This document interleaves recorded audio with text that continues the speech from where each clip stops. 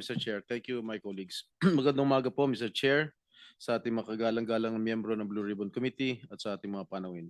Nandito po ako sa pagdinig ngayon ng komite para ipagpatuloy ang aking tungkulin bilang isang mambabatas at upang lumahok sa patuloy na pagdiskubre sa katotohanan sa likod ng malalang anomalya sa public works at infrastructure sa ating bansa. Sa gitna ng investigasyon ito ay ang nasabing anomalya tungkol sa flood control projects at di umano'y partisipasyon o sa buwatan ng DPWH at iba pang mga opisyal na gobyerno, private contractors at miyembro ng Kongreso na isang malawakang pagnanakaw sa kaban ng bayan.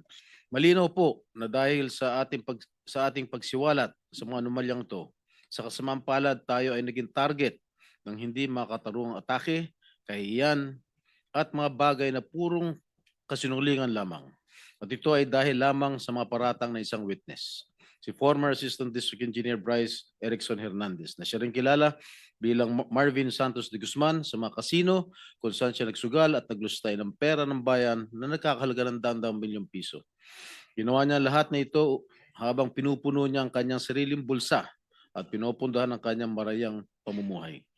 Alam kong kahit paano ay makaka-relate po kayo sa sitwasyon na ito, Ginoong Tagapangulo, dahil kayo rin po mismo ay nakaranas na maging target way back in 2001 when a certain Ador Mawanay who was masquerading as a whistleblower ay tila nilin lang ang publiko sa kanyang maligaw at maling pahayag. Sa isang kakaibang pagbago ng kapalaran, this representation na masigasig na naghahanap at naglalantad ng katotohanan tungkol sa mga anomalyang ito ay naging puntirya ng mga kasinungalingan. Ako po ay inaakusuhan ng isang taong nahaharap mismo sa mabibigat na aligasyon. Someone whose testimony is riddled with inconsistencies and denials which cast serious doubts about his credibility.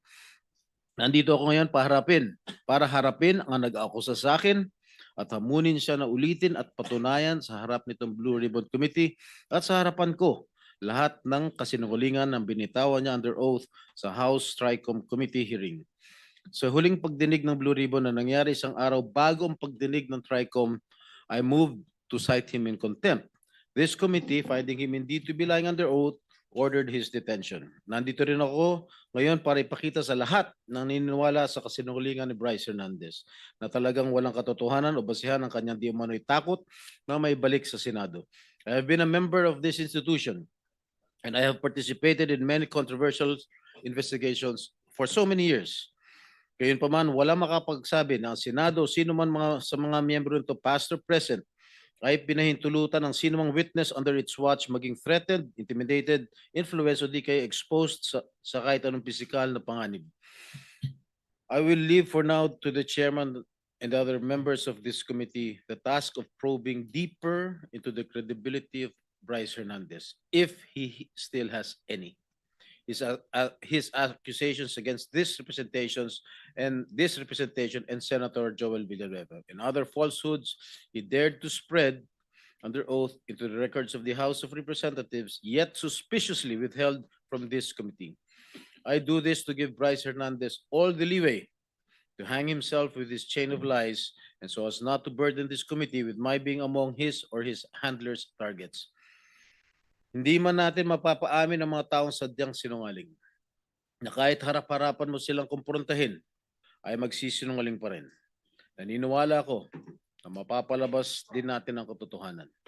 Ang katotohanan na nagkamal ng pondo mula sa kaban ng bayan ang makatulad ni Bryce Hernandez na walang pakialam sa pagkakalugmok ng ating mga kababayan sa pinsalang dulot ng baha at kalamidad.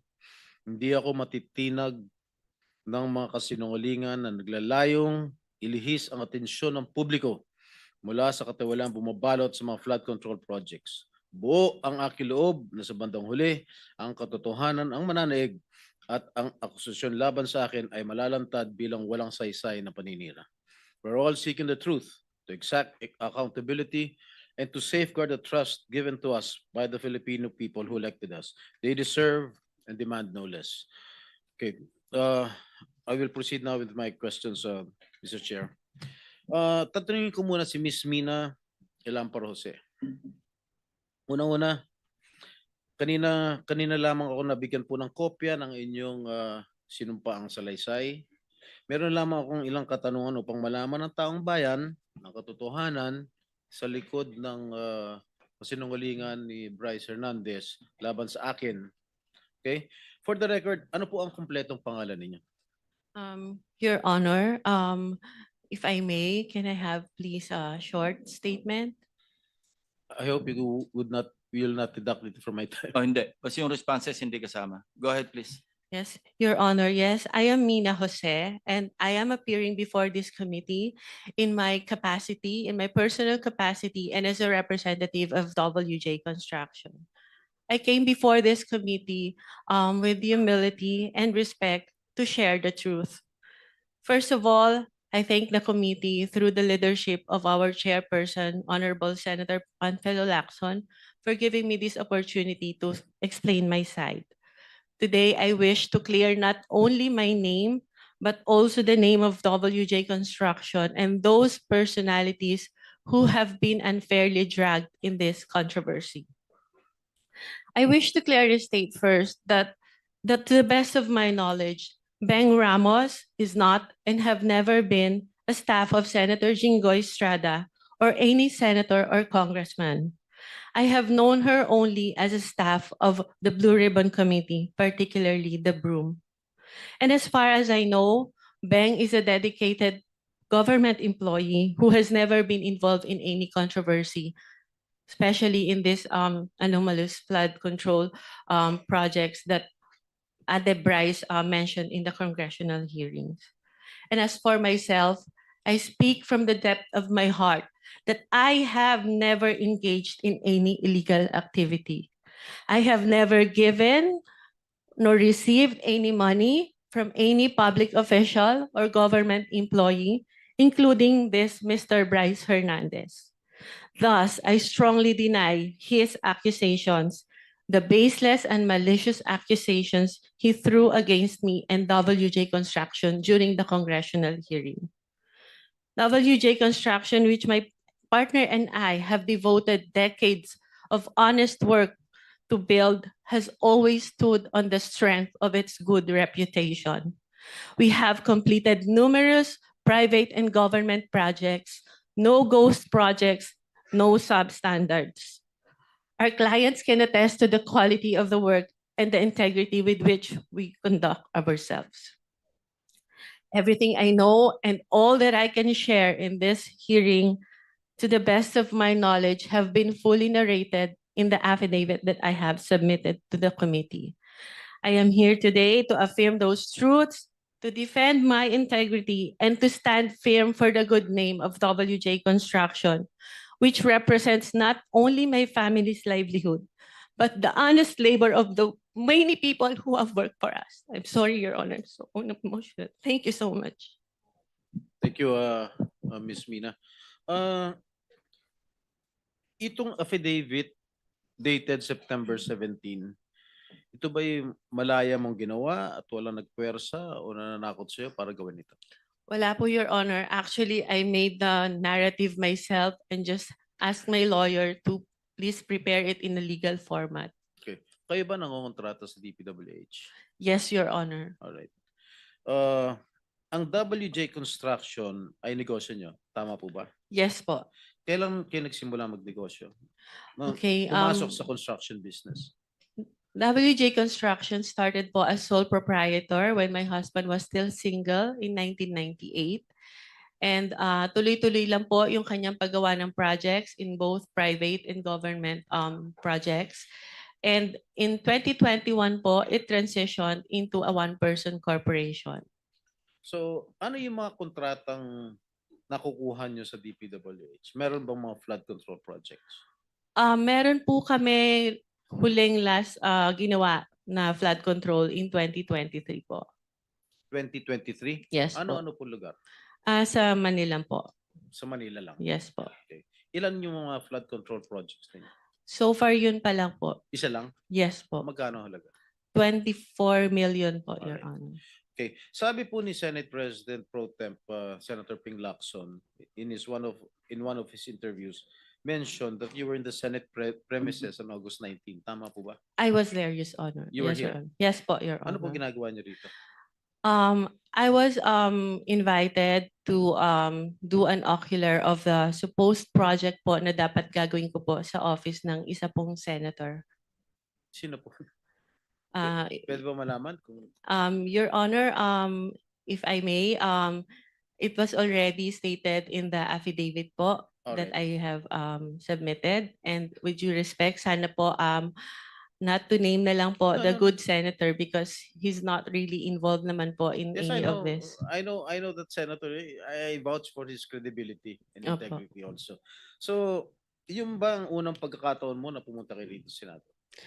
Nagpupunta na po ako dito in the past, Your Honor. In the past, Opo. anong ginagawa niyo in the past dito?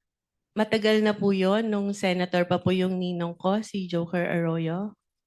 Kasi po bumibisita po ako sa kanya and yung mga kaibigan ko po sa Broome. So, sino-sino yung mga pinupunta Senator niyo? Jinggoy, in fairness to all the senators, not only those present here, I would suggest that Ms. Jose or Mrs. Jose should identify kung kaninong office siya nagpunta. Okay, Senator Erwin Tulfo po. Ano po naging sadya niyo sa office niya? Meron po kasing problem yung terrace ni Senator Erwin na binabaha po siya lalo po pag umuulan. So ako po yung na-refer na contractor nung staff niya na kung pwede po tingnan namin gawa ng solusyon and mag-suggest po kami sa kanya. Yes, Mr. Chair. The permission of Senator Estrada? With the permission of His name Senator. has been mentioned. I think we owe it to him. No? Mr. Chair, the only time that I learned of the Double J construction was through a staff of mine na recommended me this group to fix my veranda on the 5th floor, Mr. Chair. But when upon learning her name was mentioned by Engineer Bryce, we immediately requested to cancel all contracts with WJ, where I specifically ordered to terminate our office refurbishment project with WJ. And also, that was on September 9, Mr. Chair. And then on September 11, I issued another memo asking for an incident report to all concerned employees, specifically the friend of the Double J Construction, Mina Jose. And on September 18th, I passed an internal policy for gate pass and visitors pass requests na wala po muna kami tatanggapin ng mga bisita because of that. Mr. Chair, this representation is willing to submit all the documents. The memo stated dated September 9, memo September 11, memo on September 18, and of course the drawing submitted by Ms. Mina Jose for the refurbishment of my veranda on the 5th floor. Also, some contracts we're willing to submit for in this committee, Mr. Chair. Thank you. Mrs. Jose, meron pong sinabit sa aming opisina yung Director General, CCTV footage. So gusto ko lang malaman din para sa kaalaman ng lahat. Bukod sa opisina ni Senator Erwin Tulfo, saan po pa kayo nagpunta? Meron pa po akong pinuntahang office. At sabi ko nga po, may mga kaibigan po ako sa Broome na tinext ko na papunta ako ng Senate and I want to see them. Can we flash on the screen yung footage, yung CCTV? Linawin mo yung broom. Ano yung broom? It's the Blue Ribbon Oversight Yes, Office hindi alam- Management, hindi alam Your ng Honor. public. Masusundan na lang natin ito, no? Ano to, sa 3rd floor na ba ito? Doon muna sa ground floor. August 19. Yeah. August 19, correct. Sige po, habang tinitingnan nyo, kayo na yung magkakwento kung ano yung flow ng events nung kayo dumalaw dito. Anong Okay, oras? so saan from kayo the pupunta? lobby po, nagsabi po ako na I have a permit to enter the Senate, and then tinanong po yung pangalan ko, hinanap po nila sa computer, and then nung na-confirm po nila, sabi nila, umakyat ka na sa 2nd floor, doon ka mag-register. So pag akyat po, nakikita nyo po, meron pong separate na bag and body scanner where yung mga guest po dapat mag-pass through muna doon. After po noon, pupunta po sa logbook area, ilalag niyo po yung pangalan niyo, yung phone number niyo, taga saan kayo, and kung saang office kayo pupunta. And hitingnan po kami ng ID to verify kung kami po talaga yung nasa list. And that's what I did, Your Honors. Ito po, yan na yung pumunta kayo sa Broome, di ba? Yes Sige, po. sige, tuloy niyo lang. Yeah, so dahil nga po nakita ko na yung elevator is cramped and dalawa lang po yung para sa mga senators, isa lang po yung sa guests, and natatakot ako na pumasok sa cramped elevator because I don't have my mask, I took the stairs po. And dumaan po ako kay Beng, inuna ko po muna siya dahil sa totoo lang po, nakiusap po ako sa kanyang mag-prepare or mag-print ng sample proposal na i-attempt ko po sanang i-present kay Senator Erwin. So dumaan po ako doon briefly, nagpicture pa nga po kami, and I texted my other friend sa Broome who was at that time in the session hall to tell her na, hey, nandito na ako. So after po noon, umakyat na ako dahil nagagalit na po sa akin yung staff ni Senator, bakit daw po ang tagal ko. Sandali lang daw po si Senator para explain sa akin kung ano yung gusto niyang gawin. So umakyat na po ako sa office ni Senator Erwin Tulfo. Mr. Chair, may I also add that we'll be submitting a screenshot of the text message between my staff and Ms. Mina Jose. Where was she during that time? Dahil doon po sa text message, sinabi niya dumaan pa sa Broome. At meron din po akong letter sa staff ko asking her bakit dumaan sa Broome. Parang ginamit po yung aming opisina na makapasyal siya sa Broome, wala naman po sa agenda. Hindi rin po niya minensyon na may kilala po siya dito sa Senate, dyan sa Broome, sa Blue Ribbon. So, in other words, Mr. Chair, parang nagamit po yung opisina ko para dumaan po siya sa Broome kung ano man yung kanyang business doon, Mr. Chair. My apologies, Your Honor, if that appeared that way. It was just my intention to see my friend, especially when I heard that Beng is suffering from cancer and I haven't seen her in a long time. So I thought it was an opportunity for me to also visit her. Mr. Chair, the question is, you should have told us na may kaibigan ka under investigation. My staff even asked me, Mr. Chair, if you would remember and you lied. Sinabi namin, baka ikaw sabit ka dito sa flood control. Wala po kami, hindi po kami sabit dyan. Ang mga project ko, 30 million. Do you remember that? You were asked, Ms. Jose.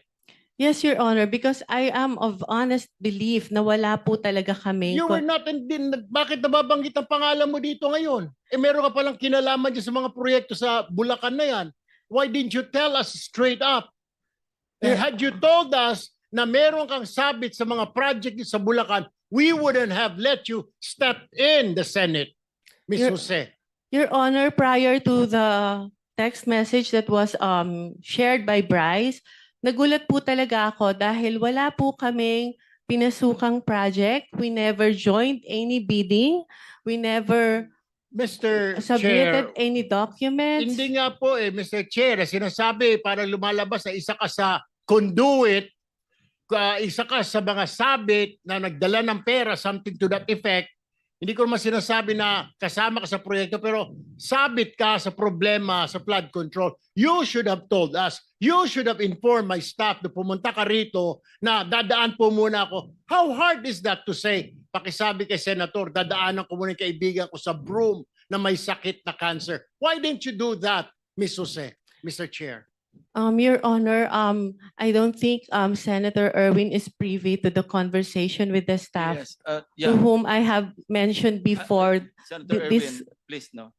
I think si Bryce was the one who made that assertion, Yes, Your Honor. implying that WJ / Beng Ramos ay magdadala ng obligation. Can you clarify that?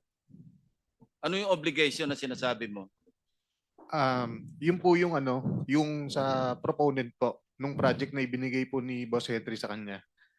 At yung regarding naman po dun sa pagdadala ng obligasyon, meron po akong follow up na magpapatunay na What exactly did you mean when you said nung ano ka sa House, yung obligasyon. Ano yung obligation na yon? Pera, Pera para po. kanino, lagay, ano yung context ng obligation? Pera po siya para sa proponent. Ano yung sabihin? Lagay para sa proponent? Yung advance po. Opo. Advance yung, para yung sa parang proponent? bayad po para dahil nakuha niya yung project na yun. Mrs. Jose? Your Honor, I don't know what he was talking about because the context of that message is about giving him documents for a supposed po dahil hindi natuloy na joint venture. If I may, Your Honor, in my Wait affidavit, for a while, ano? And pag sinabi mong proponent, you were directly linking Senator Jinggoy, hindi ba? As the proponent. Ay, hindi Kasi po. minention mo yung Beng Ramos na sinabi mo, stop siya ni Senator Jinggoy. So Yes. that was the implication. Pag sinabi mong magpapadala o ipapadala yung obligation sa WJ, Beng Ramos, and then nung tinanong ka, sino si Beng Ramos, stop ni Senator Jinggoy, hindi ba? Yes po. So yun ang ini-imply mo na yung obligation na sinasabi mong para sa proponent para kay Senator Jinggoy. Hindi po, Your Honor. Ano yun? Sino yung proponent ngayon? Ibang project po yung hindi po galing kay pinagdugtong mo Senator kasi Jinggoy. Anyway, sige, please continue, Mrs. Jose. if you remember po dun sa shinare niya na text message, nagpakilala lang po ako na Mina WJ Construction Beng Ramos for him to know na nakuha ko po yung number niya kay Beng Ramos. And nag-usap po kami, nagpakilala ako as contractor, nagtanong po ako sa kanya kung ano po ba yung, to have an overview kung ano po yung mga projects na meron po sa kanilang district nung sinabi niya po na siya ay taga Bulacan. So nung sinabi niya po, Ito yung thread ninyong dalawa. Sige, tuloy mo lang yes kwento po. mo. Nung sinabi niya po na mostly flood control, tinanong ko po kung ano po yung category na required nila. Ang sabi niya po, at least small A. Sabi ko po sa kanya, hindi po pala kami pwede because our flood control category is only small B. So baka hindi na po kami tumuloy. And he suggested po na pwede pa rin naman through a joint venture agreement, which is naman po normal na kalakaran sa construction sa DPWH na if you want to participate in a project na hindi ka qualify, you can do a joint venture with a license na qualified po doon. So our agreement was that, but sa kanya po, bibigyan kita, ipapakilala kita dun sa contractor na qualified, but all the expenses, sabi niya, for the processing of the joint license agreement will be for your account. So ako naman po nag-agree, no? And yun po yung conversation namin. Nasabi ko, sige, ipapadeliver ko dyan yung mga document through my staff. And I have to know pa po kung sino yung taong kausap ko. Kaya medyo ano pa rin po ako medyo cautious pa rin po ako. I want my staff to go there para makilala po siya at kung sino yung contractor na sinasabi niya. Mr. Chair, may Mr. Chair? I interject? Mr. Chair, Yes, Senator with the Marcoleta. permission of Senator Bryce, nung nag-testify ka sa House, matibay yung salita mo na si Miss, ano pangalan? Mina po. Mina, ay magdadala ng pera sa proponent. At ang binanggit mo sa House, si Senator Jinggoy. Di ba? Sa House. Your Honor, nakalink lang po na ang pakilala kay kay Ma'am Mina and Ma'am Beng is staff po ni Sen Jinggoy, pero hindi po specifically sinabi ko na yung proponent is para po kay Senator Jinggoy. Ayun, malinaw ngayon, ina-attribute mo lang bale kay Senator Jinggoy dahil stop niya si Beng. Tama? Hindi po. Ibang projects po yung sinasabi ko na nakatag po kay Senator Jinggoy. Hindi po yung specifically noong 2022. O iba na naman ang sinasabi mo. Ito munang isa-isa lang. Nag-iiba ka na naman ng ng salita. Excuse Sa me, House- with Senator Marcoleta, with the indulgence of the other members, we are suspending the one follow-up question because of the sensitivity of this issue. Okay. We want to resolve this and get to the bottom of this. So, with your indulgence, baka pwedeng suspend natin yung one follow-up question. Mag-freewheeling muna tayo. Sandali. No? Thank you. Thank you, Mr. Chair.